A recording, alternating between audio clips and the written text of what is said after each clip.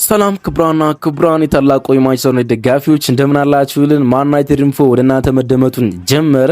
ማንቸስተር ዩናይትድ ቅዳሜ 8 ሰዓት ተኩል በምሳ ሰዓት ጨዋታ ወደ ምዕራብ ለንደን አቅንቶ በጂቴክ ኮሚኒቲ ስታዲየም ከብሬንፎርድ ጋር ጨዋታውን ያከናውናል። ስለዚህ ጨዋታ ፕሪማች ሪቪው ልንሰራ ከናንተ ጋር ተገናኝተናል። ስለምታደምጡና ቆይታችሁን ከኛ ጋር ስለምታደርጉ ደግሞ ከልብ እናመሰግናለን። በስድስተኛ ሳምንት የእንግሊዝ ፕሪሚየር ሊግ ምን አይነት መልክ ይኖራል የብሬንፎርድና የማንቸስተር ዩናይትድ ጨዋታ የሚለውን ልናስቃኛችሁ ከናንተ ጋር ተገናኝተናል። ብሬንፎርድ በዚህ ውድድር ዓመት በሊጉ ስትራግል እያደረገ የሚገኝ ቡድን ነው። ክርስቲያን ኖርጋርድ ወደ አርሰናል፣ ብራያን ምቤሞን ወደ ማንቸስተር ዩናይትድ፣ ያን ዊሳን ወደ ኒውካስል፣ አሰልጣኙ ቶማስ ፍራንክን ደግሞ ወደ ቶተንሃም ሆትስፐር ሸኝቷል። እናም ኬቲ አንደርሰን የተረከበው ብሬንፎርድ ምን አይነት መልክ ይኖረዋል እሱን እንቃኛለን። በፕሪሚየር ሊግ ውስጥ በጣም ብዙ ሹት የሚያደርገው ቡድንና ብዙ ሹት የሚደረግበት ቡድን ነው እርስ በርስ ጨዋታቸውን የሚያከናውኑት። እናም ከታክቲክ አንጻር ጨዋታው ምን አይነት መልክ ይኖራል? ሁለቱም ሶስት ሴንተር ባኮችን ይጠቀማሉ፣ ግን ሁለቱ የተለያዩ 10 ቁጥሮችና የተለያዩ 9 ቁጥሮችን ይጠቀማሉ። እሱንም እናነጻለን። ብሬንፎርድ ባለፉት ዓመታት በሜዳው ጂቴክ ኮሚኒቲ ስታዲየም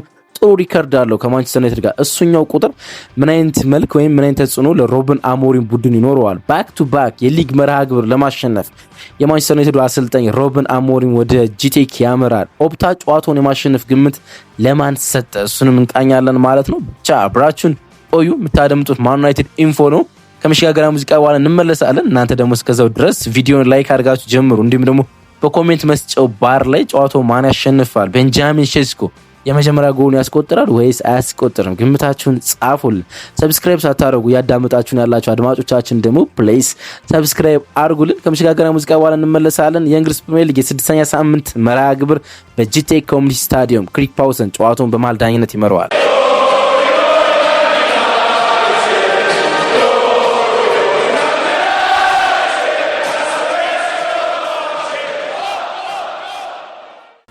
ማንቸስተር ዩናይትድ ነገ ቅዳሜ 8 ሰዓት ተኩል በእንግሊዞቹ የምሳ ሰዓት ማለት ነው የምሳ ሰዓት ጨዋታ ወደ ምዕራብ ለንደን ጂቴክ ኮሚኒቲ ስታዲየም ያቀናና ከብሬንፎርድ ጋር ጨዋታውን ያከናውናል። ከቼልሲ ጋር የሊግ መርሃ ግብሩን ካከናወነ በኋላ የሚከናወን ይሄኛው መርሃ ግብር ነው። ቼልሲ 2-1 በሊጉ ካሸነፈ በኋላ የመጀመሪያ የሮበን አሞሪምን ባክ ቱ ባክ የሜዳ ድል ማግኘት ችሏል ማንቸስተር ዩናይትድ ማለት ነው። በርንሌና እንዲሁም ደግሞ ቼልሲን በኦልድ ትራፎርድ ማሸነፍ ስለቻለ ከዲሴምበር 2023 በኋላ ኤሪክ ቴን ሃግ የማንቸስተር ዩናይትድ አሰልጣኝ በነበረበት ጊዜ ባክ ቱ ባክ የኦልድ ትራፎርድ ድል ካገኘ በኋላ ለመጀመሪያ ጊዜ በሮበን አሞሪም በኦልድ ትራፎርድ ሁለት ተከታታይ ጨዋታዎችን ማሸነፍ ችሏል። ይሄኛው የጂቴክ ኮሚኒቲ ስታዲየም የብሬንፎርድ መርሃ ግብር ደግሞ ማንቸስተር ዩናይትድ ባክ ቱ ባክ የፕሪሚየር ሊግ ድል እንዲያገኝ ያስችለዋል ማለት ነው። ቼልሲን ካሸነፈ በኋላ ወደ ጂቴክ ያቀናል። ይሄን በርንሌ ጨዋታ ማሸነፍ የሚችል ከሆነ ሁለት ተከታታይ ጨዋታዎችን በሮበን አሞሪም ስር ለማሸነፍ ይረዳዋል ማለት ነው። ይሄን ለማድረግ ነው ወደ ለንደን የሚጓዘው ማለት ነው። ግን ወደ ካፒታል ሲቲዋ ወይም ደግሞ ወደ እንግሊዝ ዋና ከተማ ማቅናት ለማንቸስተር ዩናይትድ ያን ያህል ቀላል አይደለም። ምክንያቱም ወደ ለንደን ሲያመራ ነገሮች ሁሉ ለዩናይትድ መልካም ስለማይሆኑ ማለት ነው። ከዚህ ቀደም ረጅም ያለማሸነፍ ጉዞ ከነበረበት ጊዜያቶች አንዱ ወደ ለንደን የሚያመራበት ነው። በ24 አጋጣሚዎች ወደ ለንደን አምርቷል ማንቸስተር ዩናይትድ ማለት ነው። በ15ቱ ሽንፈት አጋጥሞታል። ወይም ደግሞ በ3ቱ አጋጣሚ ላይ ሲያሸንፍ በ6 አጋጣሚ ደግሞ አቻ መውጣት ችሏል ማለት ነው። ያን ያህል ወደ ለንደን መምጣት በጣም አስቸጋሪ ነው። በዚህ ዓመት እንኳን ወደ ለንደን መጠን ነበር አይደለ? ወደ ክራቨን ኮቴጅ ከፉላም ጋር ለመጫወት አንዳቸው የተጠናቀቀ ጨዋታ ደግሞ አስቸጋሪ የነበረ መርሃ ግብር ነው። እናም ለማንቸስተር ዩናይትድ ወደ ለንደን መምጣት በጣም መልካም አይደለም። እንዲሁም ከሜዳ ውጭ ያሉ ጨዋታዎችን ማሸነፍ በቅርብ ለማንቸስተር ዩናይትድ ያን ያህል መልካም አይደለም። የመጨረሻ 7 የሜዳ ውጭ ጨዋታዎች ድል የለውም። ከኦልድ ትራፎርድ ውጭ ያሉ የመጨረሻ 7 መርሃ ግብሮች የዚህ ውድድር ዓመትና የባለፈው የውድድር ዓመት ግንቦት ጀምረን ቁጥሮችን ብንወስድ ማንቸስተር ዩናይትድ ምንም አይነት ድል የለውም። መጥፎ ቁጥር ይመስላል። በሁለት አጋጣሚዎቻቸው ወጡ 5 ሽንፈቶችን ነው ያገኘ ማለት ነው። ለመጨረሻ ጊዜ እንግዲህ ከሜዳችን ውጭ ማሸነፍ የቻሉ በማርች ወር ሮበን አሞሪም ሌስተር ሲቲን 3-0 ባሸነፈበት ጨዋታ ነው። ከዛ መርሃ ግብር በኋላ ወይንም የሩድ ቫን ኒስተልሮይን ሌስተር ሲቲን 3-0 ካሸነፍነው በኋላ ወደ ኪንግ ፓወር አቅንተን ከሜዳ ውጭ ያለ መርሃ ግብር ለማሸነፍ ለሮበን አሞሪም በጣም አስቸጋሪ ነው። ይሄኛው ግን ትክክለኛ ጊዜ ይመስላል። ከዚህ ቀደም ማንቸስተር ዩናይትድ ረጅም ከሜዳ ውጭ ያለማሸነፍ ጉዞ የነበረው 2019 ነው። 8 ጨዋታዎችን ሳያሸንፍ ተጉዟል። ግን ጊዜያቶች ደግሞ ተመሳሳይ ይመስላሉ። ከማርች እስከ ኦክቶበር ነበረ ሳያሸንፍ የተጓዘው ማለት ነው። በ2018 19 እና 1920 ሲዝን አንድ ላይ ሆኖ ማለት ነው። ከማርች እስከ ኦክቶበር ማለት ነው። አሁን ደግሞ ማርች ላይ ነው የጀመረ የማንቸስተር ዩናይትድ የመጨረሻ ድል በሌስተር ሲቲ ኪንግ ፓወር። አሁን ደግሞ ሴፕቴምበር መጨረሻ ላይ የምንገኘው ተመሳሳይ ወቅት ላይ ይመስላል። ይሄኛውን ጨዋታ የምናሸንፍ ከሆነ ከዚህኛው መጥፎ ሪከርድ ጋር ሳንስተካከል ወደ ከሜዳችን ውጭ ያለን ጨዋታ ለማሸነፍ እንጓዛለን ማለት ነው። እንግዲህ ለማንቸስተር ዩናይትድ ወደ ለንደን መምጣት አስቸጋሪ እንደሆነ የተነጋገርን ነው። ለንደን ላይ በጣም ጥሩ ቁጥር ነበረን ከዚህ ቀደም ማለት ነው። ምክንያቱም ወደ ለንደን መምጣት ለማንቸስተር ዩናይትድ ስጋት አልነበረም። ከቅርብ ጊዜ ወዲህ ነው እንጂ እንደዚህ የሆነው ማለት ነው። ለምሳሌ ከፌብሩዋሪ 2020 እስከ ጃንዋሪ 2022 ብትመለከቱ አንድም ሽንፈት አልነበረውም በለንደን ማለት ነው። አንድም ሽንፈት 13 መርሃ ግብሮችን በእነዚህ ወቅቶች አድርጎ 8ቱን አሸንፎ 5ቱን አቻ ወጥቶ ምንም አይነት ሽንፈት ያልነበረበት ጊዜ ነበረ እና በጣም ጥሩ ቁጥሮችን ያስመዘግብ ነበር ወደ ለንደን መጥቶ ማለት ነው። አሁን ነው ወደ ለንደን መምጣት እና ከሜዳ ውጭ የሚደረጉ መርሃ ግብሮችን ማከናወን ጥቂት አስቸጋሪ ሆኖ የምንመለከተው ማለት ነው። ዩናይትድ በዚህ ውድድር ዘመን አስደናቂ የሹት ሬቲንግ ያለው ቡድን ነው። በጣም አስደናቂ ነው የሹት ሬቲንግ ማለት ነው። በሁሉም ውድድሮች ወደ 100 የሚጠጉ ሹቶችን ማድረግ ችሏል። በፕሪሚየር ሊጉ ደግሞ 81 ሹቶችን አድርጓል በ5 የሊጉ መርሃ ግብር ማለት ነው። በአቬሬጅ በየጨዋቱ 16.2 ሹቶችን ያከናውናል ማለት ነው። የሚደንቅ ቁጥር ይመስለኛል። ባለፈው ውድድር ዓመት ጋር ይህን ቁጥር ለማነጻጸር ከሩበን አሞሪም የራሱ ቡድን ጋር ማለት ነው በ2024/25 ከነበረው ጋር ለማነጻጸር 13.9 ፐር ጌም ነበር ሹት የሚያደርገው ማንቸስተር ዩናይትድ። አሁን ግን 16.2 ሹት ያደርጋል፣ ከፍ ብሏል ማለት ነው። ግን ደግሞ ተራ ሹቶችን ብቻ አይደሉም፣ ወይም ደግሞ የሹቶቹ ቮሊዩም ከቦክስ ውጭ የሚደረጉ ተራ ሹቶች ብቻ አይደሉም። በኤክስጂን ብትመለከቱ በአቬሬጅ ማንቸስተር ዩናይትድ 2.1 ኤክስጂ በየጨዋታው ያስመዘግባል፣ ወይም ደግሞ 2 ጎል ማስቆጠር ይገባዋል በየጨዋታው ማለት ነው። ባለፈው ዓመት 1.3 ኤክስጂን የነበረው ወይም ደግሞ 1.3 ጎሎች ማስቆጠር ይጠበቅበት ነበረ። ግን በዚህ ውድድር ዓመት 2.1 ከሁለት በላይ ጎሎችን ማስቆጠር ከማንቸስተር ዩናይትድ ይጠበቃል። ለዛ ነው ማንቸስተር ዩናይትድ ከጎል ማስቆጠር አንጻር በማጥቃት ውስጥ በብዙ ተለውጧል ብንል ከጎል ማስቆጠር ጋር ግን አንደር ፐርፎርማንስ እያደረገ ነው ብለን ምንነጋገረው ማለት ነው። ምክንያቱም 6 ጎሎችን ብቻ ነው ማንቸስተር ዩናይትድ በዚህ ውድድር ዓመት ማስቆጠር የቻለው፣ ሁለቱ ደግሞ ኦን ጎሎች ናቸው እና 4 ጎል ብቻ ነው ጥራት ባለው መንገድ ውስጥ ማስቆጠር የቻለው ማለት ነው። ይሄ ደግሞ ከ10.1 ኤክስጂ ነው። በጠቅላላ የማንቸስተር ዩናይትድ ኤክስጂ ፐር ጌም 2.1 ነው አላልኳችሁ? በድምር ደግሞ ስትወስዱት በአምስቱ ጨዋታዎች ውስጥ 10.1 ኤክስጂ ያለው። ይህ ማለት ደግሞ አድማጮቻችን፣ ይህ ማለት ደግሞ ማንቸስተር ዩናይትድ አሁን ማስቆጠር የሚገባው ጎል 10 ነበረ በማትማቲካል ስሌት ማለት ነው። 10 ጎል ላይ መድረስ ነበረበት ከክፍት ጨዋታ። ግን ማንቸስተር ዩናይትድ 4 ጎሎች ነው ማስቆጠር የቻለው፣ ሁለቱ ኦን ጎል ስለሆኑ የኤክስጂ ቮሊዩም አይኖራቸው ማለት ነውና በጣም አንደር ፐርፎርማንስ ላይ ይገኛል ማለት ነው። 81 ሹት አድርጎ 10 ኤክስጂ አስመዘግቦ ኤክስፔክትድ ጎልስ አስመዝግቦ 4 ጎል ብቻ ነው ማስቆጠር የቻለው ማለት ነውና ይሄ በጣም ደካማ የጎል ኮንቨርሽን ሬት ይመስላል። በጣም ደካማ የጎል ኮንቨርሽን ሬት ይመስላል። ግን ደግሞ የምንጫወተው አሁን በጣም በዚህ ውድድር ዓመት ሲበዛ ደካማ ከሆኑ ብሬንፎርድ ጋር ነው። ቶማስ ፍራንክን ወደ ቶተንሃም ሆትስፐር የሸኘው ብሬንፎርድ ብራያን ምቤሞን ወደ ማንቸስተር ዩናይትድ እንዲቀና ያደረገ ያን ዊሳ ወደ ቶተንሃም ሆትስፐር እንዲሁም ደግሞ አምበላቸውና ለረጅም ጊዜ በአምበልነት የመራቸው ክርስቲያን ኖርጋርድ ወደ አርሰናል በጣም ብዙ ተጫዋቾቻቸው እንዲያጡ የሆኑት ብሬንፎርዶች በዚህ ውድድር ዓመት ከኬቲ አንደርሰን ጋር በጣም ተቸግረው ነው የሚገኙት ማለት ነው እና ብሬንፎርድን ለማሸነፍ ትክክለኛው ጊዜ ይመስላል። እንግዲህ ብሬንፎርድን በጥቂቱ እንመልከት እስኪ። በተቃራኒ ብሬንፎርድ በጣም ትንሽ የሹት ቮሊዩም ያደረገ የሊጉ ቡድን ነው። ማንቸስተር ዩናይትድ ከ20 ቡድኖች ቁጥር 1 ወይም ደግሞ ብዙ ሹት ያደረገው ቡድን ነው 81። እንዲሁም ደግሞ ትንሽ ሹት ያደረገው ቡድን ደግሞ ብሬንፎርድ ነው 41 እና መርሃ ግብሩ የሚሆኑ በሊጉ ውስጥ ብዙ ሹት የሚያደርገውና በጣም ጥቂት ሹት የሚያደርገው ቡድኖች የሚገናኙበት ጨዋታ ነው ማለት ነው። ግን ደግሞ ብሬንፎርድ 41 ሹት ያደርግ እንጂ 6 ጎሎችን ማስቆጠር ችሏል። ከማንቸስተር ዩናይትድ ከፍ ይላል ማለት ነው ያስቆጠራቸው የጎሎች ብዛት።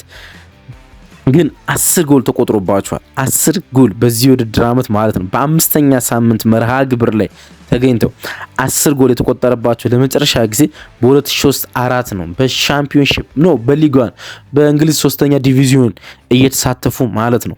ይሄን ያህል ጎል የተቆጠረባቸው በ5 ሳምንት 2 ጎል በአቬሬጅ ሲቆጠርባቸው እንዳልኳችሁ 2003-4 የሊግ አ ቡድን የሊግ 1 ቡድን ተሳታፊ በነበሩበት ወይንም በእንግሊዝ 3ኛ ዲቪዚዮን በሚሳተፉበት ጊዜ ነው ይሄን ያህል የተቆጠረባቸው ማለት ነው።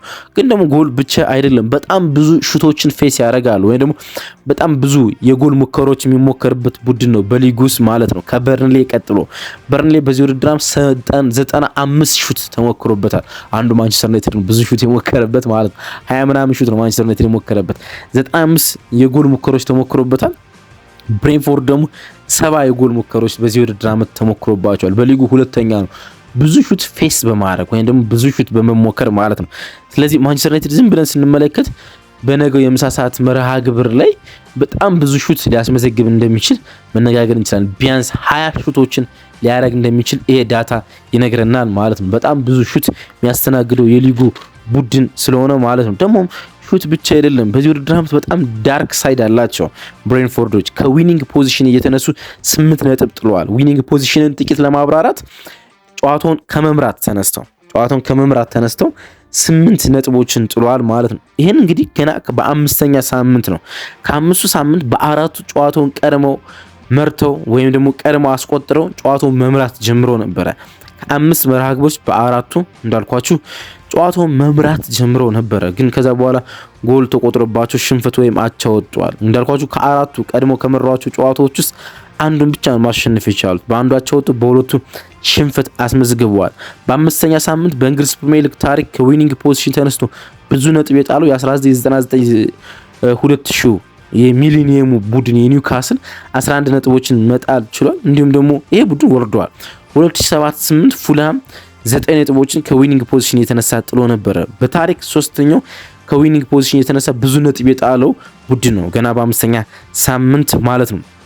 ባለፈው ሳምንትም በፉልሃም እንዲሁ ተመሳሳይ ነገር ነው የተፈጠረው ማለት ነው።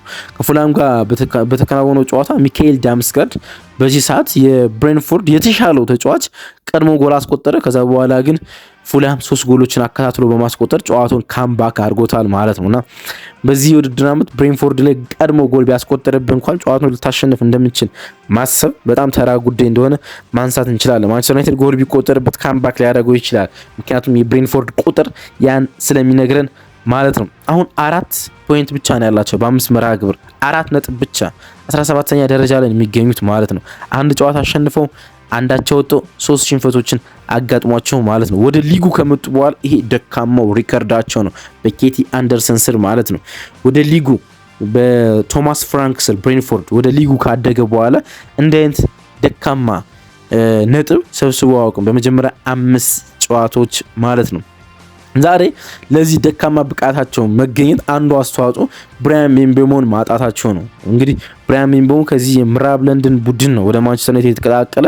ለማንቸስተር ዩናይትድ ደግሞ በጣም ጥሩ አጀማመር አለው፣ በጣም ጥሩ አጀማመር ማለት ነው። አንድ ቁጥር ላንሳላችሁ አጀማመሩ በጣም ከፍ የሚያደርግ ማለት ነው። በዚህ ውድድር ዓመት ብዙ ሹት በማድረግ ኢንዲቪጁዋል ፕሌየር ማለት ነው በጊል ኤርሊንግ ብሮት ሃላንድ ብቻ ይበልጠዋል። ሃላንድ 21 ሹቶችን ብቻውን በዚህ ውድድር ዓመት በ5 መርሃ ግብሮች ማከናወን ችሏል።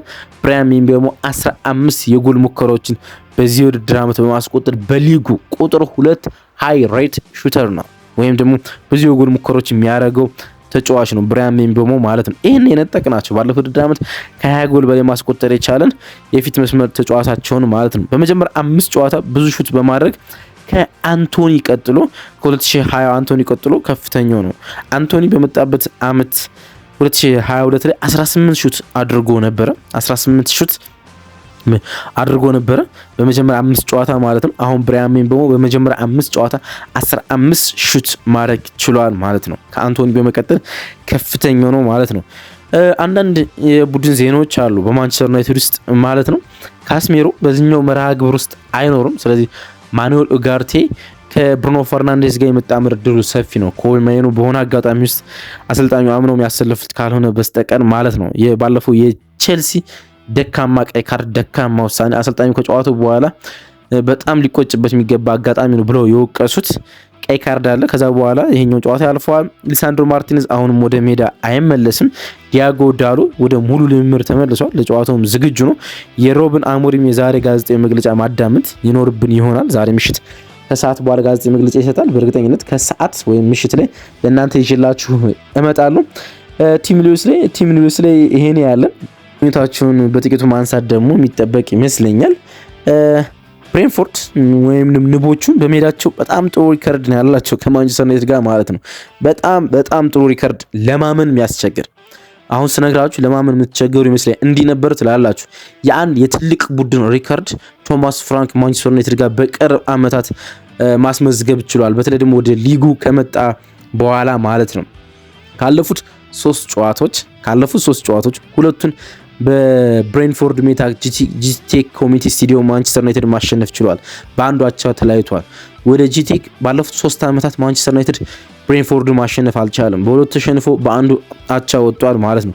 2022 ነበረ ዩናይትድ በጃንዋሪ 3-1 ማሸነፍ የቻለ ብሬንፎርድ ማለት ነው። ከዛ በኋላ 2022 ዩናይትድ ከሜዳው ውጭ ጃንዋሪ ላይ 3-1 ካሸነፈው በኋላ እዛ ሜዳ ላይ ሄዶ ጨዋታዎችን ለማሸነፍ ተቸግሮ ነው የምንመለከተው።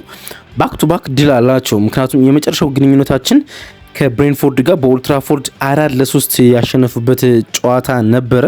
ግንቦት ላይ መጨረሻ የሊጉ መጠናቀቅ አካባቢ ላይ የተከናወነ ጨዋታ እብድ በነበረው መርሃ ግብር ላይ 4-3 የተጠናቀቀ ጨዋታ አለ። እናም ከዛ በፊት በጂቴክ አሸንፈው ነበር። ባክ ቱ ባክ ባለፈው ውድድር ዓመት አሸንፈውናል። ባክ ቱ ባክ 3 መርሃ ግብሮች እንዳለመሸነፍ ነው ማንቸስተር ዩናይትድ ይህን ጨዋታ የሚያከናውነው ማለት ነው። 1937 ፌብሩዋሪ ላይ ብሬንፎርድ ማንቸስተር ዩናይትድ 3 ተከታታይ ጨዋታዎች አሸንፈው ነበረ። አሁን 3 ተከታታይ ጨዋታዎችን በባክ ቱ ባክ ብሬንፎርድ ማንቸስተር ዩናይትድ ለማሸነፍ ነው ጨዋታውን የሚያከናውነው ማለት ነው። ስለዚህ ማንቸስተር ዩናይትድ በዚህኛው ጨዋታ ከ1937 ደካማ ሪከርዱ በኋላ ደካማ ሪከርድ ላለማስመዝገብ ወደዚህኛው ጨዋታ ይመጣል ማለት ነው። የሚጠበቅ መርሃ ግብር ነው። ኦፕታ ጨዋታውን የማሸነፍ ግምት የሰጠው ለብሬንፎርድ ነው። 48% ለኬቲ አንደርሰን ቡድን ይሄን ጨዋታ ያሸንፋል ሲለን፣ ክሪክ ፓውሰን በመሃል ዳኝነት የሚመሩትን ጨዋታ ማንቸስተር ዩናይትድ በ21% ይመሩታል ብሎናል። ከጥቂት ታክቲካዊ ጉዳዮችን ከማንሳት አንጻር ሁለቱ አሰልጣኞች 3 ሴንተር ባኮች የሚጠቀሙ ቡድኖች ናቸው፣ ወይም ደግሞ 3 የመሃል ተከላካዮች የሚጠቀሙ ቡድኖች ናቸው። ግን ደግሞ ጥቂት ለውጦች አሏቸው። ማንቸስተር ዩናይትድ 3-4-3 ሲጫወት ወይም ደግሞ በ3-4 የማጥቃት ፎርሜሽን ሲጫወት የኬቲ አንደርሰን ብሬንፎርድ ደግሞ 3-5-2 ይጫወታል ማለት ነው። ኬቨን ሻድ እና ኢጎር ቴጎን ሁለት አጥቂ አድርጎ ሲያጫወት ምንም አይነት 10 ቁጥር አይኖረውም። ማንቸስተር ዩናይትድ ደግሞ ቤንጃሚን ሴስኮ አጥቂ አድርጎ 10 ቁጥር ይጠቀማል ማለት ነው። 3 አማካኞች ይኖራቸዋል እነሱ በጨዋታ ውስጥ ማለት ነው። የቀድሞ የሊቨርፑል የመሃል አማካኝ የሆነው ሄንደርሰን፣ ሚካኤል ዳምስጋርድ እና ያርሙሉክ በአማካኝ ስፍራ ውስጥ ይኖራቸዋል። ማንቸስተር ዩናይትድ ደግሞ 2 አማካኝ ይጠቀማል። ማኑኤል ኡጋርቴ እና ብሩኖ ፈርናንዴዝን ይጠቀማል ማለት ነው። ከብራያን ምቤሞ እና ማቲያስ ኩኒ 10 ቁጥር ፖዚሽን በፊት ማለት ነው። ከዛ ውጭ ግን ተመሳሳይ ነገሮች ይኖራቸዋል። 2 ዊንግ ባክ እንዲሁም ደግሞ 3 ሴንተር ባኮች ይኖራቸዋል ማለት ነው። እንደ ግምት አስተላልፍ በዚህኛው ጨዋታ ላይ አንዳንድ ሜዳዎች ሳንላይመንሰን በግብ ጠባቂነት ሊጀምር ይችላል እያሉ ሪፖርቶችን ያወጣሉ። ግን እርግጠኛ አይደለም። አልታይ ባይንደር የመጀመር እድል አለው። ማቲያስ ዲሊት፣ ሃሪ ማጉዌርና ሉክ ሾ በተከላካይ ስፍራ ውስጥ ይኖራሉ ብዬ ገምታለሁ። ናስር ማዝራዊና ፓትሪክ ዶርክ ደግሞ በሁለቱ ዊንግ ባኮች ላይ ማኑኤል ኡጋርቴና ብሩኖ ፈርናንዴዝ የአማካይ ስፍራ ውስጥ ይኖራሉ። ከቤንጃሚን ሼስኮ ፊት ላይ ብራያን ምቤሞና ማቲያስ ኩኛ ጨዋታውን ይጀምራሉ። በወቅታዊ ብቃት በብሬንፎርድ በኩል የተሻሉ 2 ተጫዋቾች አሉ። ማንቸስተር ዩናይትድ ፍጹም ትኩረት ሊያደርግባቸው የሚገቡ ተጫዋቾች ብዬ ማስባቸው ሚካኤል ዳምስጋርድ እና ኬቨን ሻድ በጨዋታው ውስጥ ትኩረት የሚሹ ወይም ደግሞ የጨዋታው ውጤት ሊቀይሩ የሚችሉ 2 ተጫዋቾች ናቸው በብሬንፎርድ በኩል ማለት ነው። የቤንጃሚን ሼስኮ ጎል ለማስቆጠር ትክክለኛው ጨዋታ ይመስላል ይሄኛው። ምክንያቱም ማንቸስተር ዩናይትድ የሃይ ቮሊዩም ሹቶችን የሚያከናውንበት ብሬንፎርድ ደግሞ የሃይ ቮሊዩም ሹቶችን የሚሞከርበት ቡድን ነውና ቤንጃሚን ሼስኮ በዚህኛው ጨዋታ ላይ የሊግ የመጀመሪያ ጎሉን ሲያስቆጥር እንመለከታለን ብዬ አስባለሁ። አብራችሁኝ ስለነበራችሁ ከልብ አመሰግናለሁ። የጨዋታ ግምቶቻችሁን አስቀምጡልኝ። የቅዳሜ 8 ሰዓት ተኩልን ጨዋታ ማን ያሸንፋል? ግምቶቻችሁን ጻፉልኝ። ቤንጃሚን ሼስኮ ጎል ያስቆጥራል ወይስ አያስቆጥርም? እሱን ብትገምቱልኝ ደስ ይለኛል። አብራችሁኝ ስለነበራችሁ ከልብ አመሰግናለሁ። መልካም ቀን ይሁንላችሁ።